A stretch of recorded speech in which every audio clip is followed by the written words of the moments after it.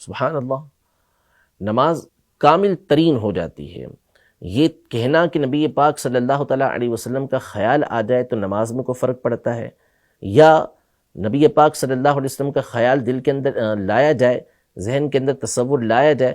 تو اس سے نماز کے اندر کوئی خلل واقع ہوتا ہے، تو یہ اعلیٰ درجے کی نادانی، بے وقوفی اور جاہلیت ہے کہ جو اس طرح کی بات کرے، اور جس قدر اس کے اندر الفاظ کی خرابی ہوگی اتنی ہی زیادہ اس کے اندر توہین بڑھتی چلی جائے گی۔ نبی پاک صلی اللہ تعالیٰ علیہ وآلہ وسلم کا تصور یہ نماز کو اعلیٰ اور عرفہ بنا دیتا ہے۔ صحابہ کرام علیہم رضوان نبی پاک صلی اللہ تعالیٰ علیہ وآلہ وسلم کی نماز میں زیارت کیا کرتے تھے۔ ایسا نہیں کہ بس سامنے سے نبی پاک صلی اللہ علیہ وسلم نظر آ رہے ہیں تو دیکھا اور زیارت کر لی، بلکہ صحیح بخاری شریف کی حدیث مبارکہ ہے، اور ایک سے زائد مقام پر یہ حدیث پاک موجود ہے کہ حضرت سیدنا خباب بن الارت رضی اللہ تعالی عنہ ابتدائی دور کے صحابی ہیں، جلیل القدر صحابی ہیں، یہ فرماتے ہیں، ان سے سوال کیا گیا کہ کیا نبی پاک صلی اللہ تعالیٰ علیہ وآلہ وسلم ظہر اور عصر کے اندر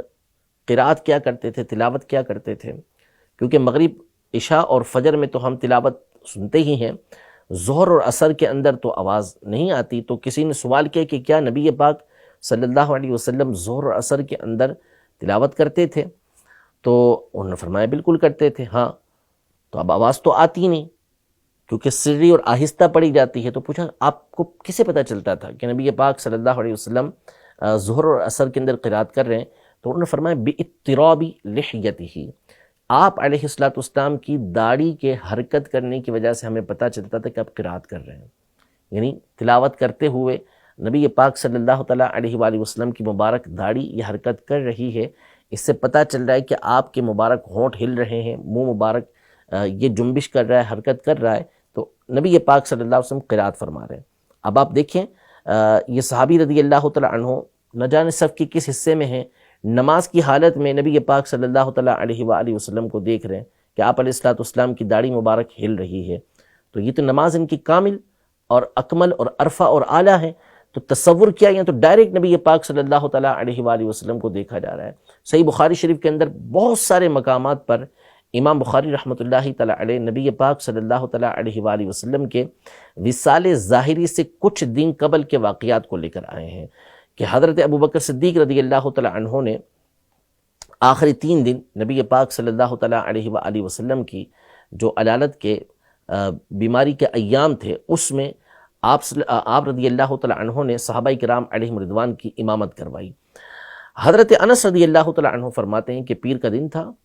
اور ہم فجر کی نماز پڑھنے کے لیے کھڑے ہو چکے تھے، تو ہم سب کی توجہ بس نبی پاک صلی اللہ تعالیٰ علیہ وآلہ وسلم کی ذات کی طرف تھی۔ حضرت ابوبکر رضی اللہ تعالیٰ عنہ آگے موجود تھے، اور نبی پاک صلی اللہ تعالیٰ علیہ وآلہ وسلم نے اچانک اپنے حجرے کا پردہ اوپر کیا۔ تو حضرت انس رضی اللہ تعالیٰ عنہ یہ فرماتے ہیں کہ ہم قریب تھا کہ اپنی نمازوں کو توڑ بیٹھتے، یعنی سب کی توجہ، سب کی نظر نبی پاک صلی اللہ تعالیٰ علیہ وآلہ وسلم کے حجرہ مبارکہ کی طرف تھی۔ حضرت انس رضی اللہ تعالیٰ عنہ فرماتے ہیں کہ نبی پاک صلی اللہ علیہ وسلم کا مبارک چہرہ اس وقت قرآن کی طرح چمک رہا تھا، کأنہ مصحف،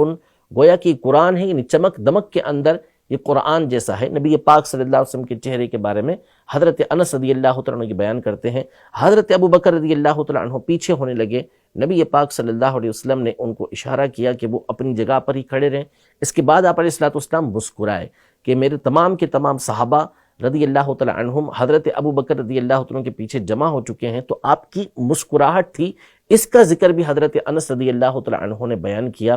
تو اب یہ صحابہ کرام علیہم رضوان نبی پاک صلی اللہ علیہ وسلم کی نماز کی حالت کے اندر زیارت کر رہے ہیں۔ ایسے بہت سارے واقعات یہ صحیح حدیثوں کے اندر موجود ہیں کہ نماز کی حالت میں صحابہ کرام علیہم رضوان نبی پاک صلی اللہ تعالیٰ علیہ وآلہ وسلم کی طرف متوجہ ہوتے تھے۔